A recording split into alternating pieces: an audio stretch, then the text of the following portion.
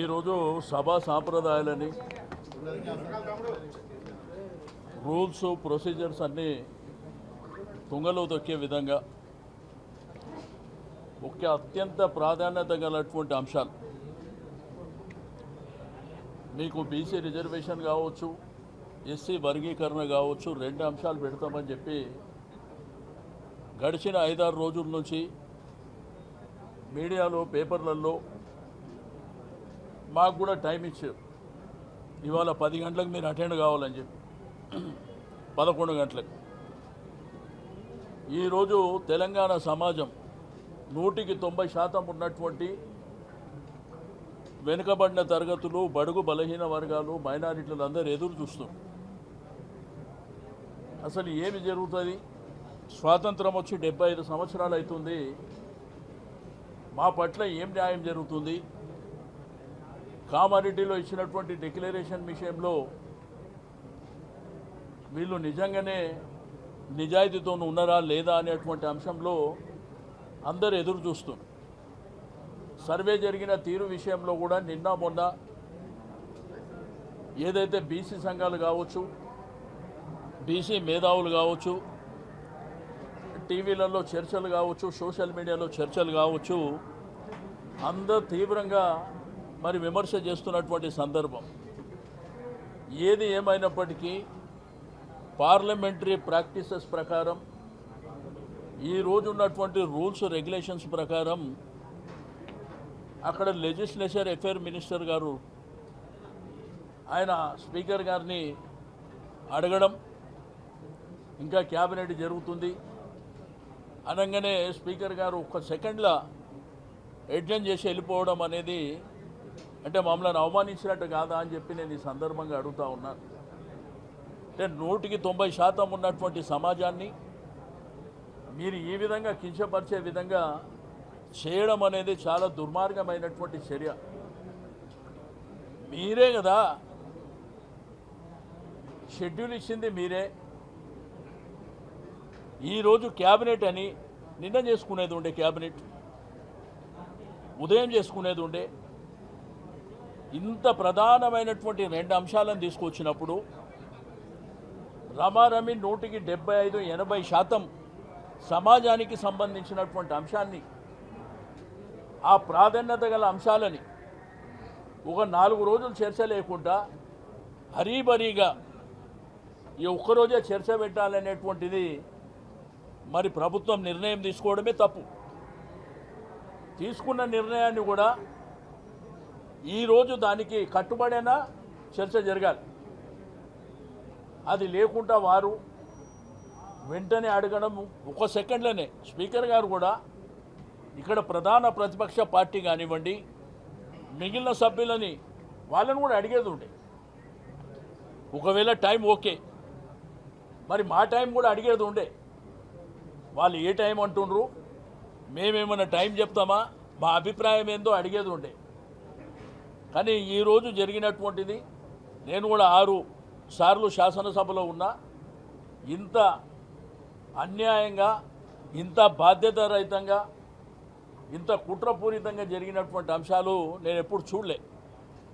ఎందుకంటే మా సమాజం ఇప్పటికే 75 సంవత్సరాల నుంచి, అంటే స్వాతంత్రం వచ్చి 75 సంవత్సరాలు అయిపోయింది. ఈ దేశ నిర్మాణంలో, ఈ రాష్ట్ర నిర్మాణంలో, ప్రతి వ్యక్తుల, ప్రతి కుటుంబాల నిర్మాణాలలో ప్రధానమైనటువంటి భూమిక పోషించేదే ఈ బలహీన వర్గాలు, వెనుకబడిన తరగతులు, అణగారినటువంటి ప్రజానికమే. వాళ్ళ పట్ల ఇంత అవమానకరంగా చేయడం అనేది బాధ్యత రహితం అని చెప్పి నేను ఈ సందర్భంగా తెలియజేస్తూ ఉన్నాను. ఇప్పటికైనా నేను ప్రభుత్వాన్ని, మీరు చర్చ పెట్టండి 4 రోజులు. ఎందుకంటే చిన్న విషయం కాదు ఇది.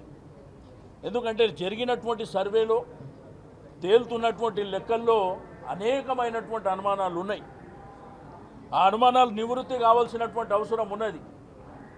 మొన్న 2 మంత్రులు ఏదైతే అక్కడ ప్రెస్ కాన్ఫరెన్స్లో చెప్పినటువంటి దాంట్లో నిన్నటి నుంచి పెద్ద ఎత్తున ఎక్కడ చూసినా కానీ మరి బీసీ సంఘాలు కావచ్చు, ప్రధానమైనటువంటి వ్యక్తులు కావచ్చు, లేకపోతే మేధావులు కావచ్చు, టీవీ పేపర్లో చర్చలు కావచ్చు, అనేకమైనటువంటి అనుమానాలు ఉన్నాయి. ఆ అనుమానాలు నివృత్తి చేయాలంటే పెట్టండి 4-5 రోజులు. ఇంత పెద్ద సమాజం, ఈ దేశ నిర్మాణం, రాష్ట్ర నిర్మాణం, మేము లేకపోతే ఎవడు ఉండడు కూడా. అటువంటి జాతిని పట్టుకొని, అటువంటి జాతులను పట్టుకొని మీరు ఏదో మమా అనిపించుకునేటువంటి ప్రయత్నం చేయడం కరెక్ట్ కాదు. ఇప్పటికైనా కానీ ఓకే, ప్రభుత్వం ఒక నిర్ణయం తీసుకుంది, క్యాబినెట్ జరగలేదు, క్యాబినెట్ అయిన తర్వాత సెషన్ పెడతామంటారు, సంతోషం. కానీ పెట్టండి, 4 రోజులు పెట్టండి, 4 రోజులు పెట్టండి.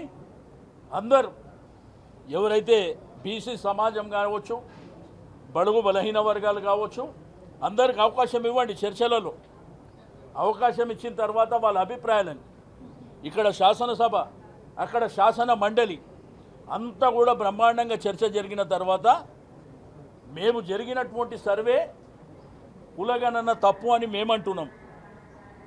అది కరెక్ట్ అని మీరు నిరూపించుకోవాల్సినటువంటి అవసరం ఉన్నది. ఎందుకంటే చాలా తేడాలు ఉన్నాయి.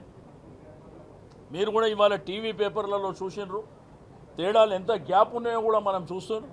సరే, చర్చ జరిగినప్పుడు ఆ అంశాలన్నీ అక్కడ మాట్లాడతాం. కాబట్టి ఇవాళ శాసనసభలో జరిగినటువంటిది మాత్రం చాలా బాధాకరమైనటువంటి అంశం అని చెప్పి నేను ఈ సందర్భంగా తెలియజేస్తా ఉన్నాను. నేనేమంటున్నా, సమాజం అవేర్ అయి ఉన్నది. గడిచిన 10 సంవత్సరాల కాలంలో కేసీఆర్ గారి నాయకత్వంలో జరిగినటువంటి డెవలప్మెంటు, వెల్ఫేర్, విద్య, వైద్యం మీద చాలా వరకు ప్రజలలో ఈరోజు రైతాంగం కావచ్చు, లేకపోతే కళ్యాణ లక్ష్మి, షాదీ ముబారక్ ద్వారా లబ్ధి పొందినటువంటి అంశాలు కావచ్చు, ఆత్మగౌరవ భవనాలు కావచ్చు, ఈ విధంగా ఎడ్యుకేషన్ రంగంలో కూడా చాలా మార్పులు తీసుకొని వచ్చారు. కాబట్టి ప్రజలు అవేర్ అయి ఉన్నారు. ఈ సమాజం ఒకటి మాత్రం నేను చెప్పదలుచుకుంది ఒకటే,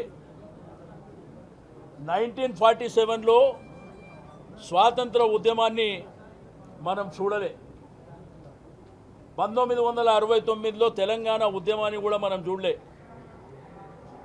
1972లో తెలంగాణ ఉద్యమం మరొకసారి జరిగినప్పుడు కూడా చూడలే. కానీ కేసీఆర్ గారు తెలంగాణ ఉద్యమాన్ని నడిపించినప్పుడు మనం మాత్రం చూసినాం.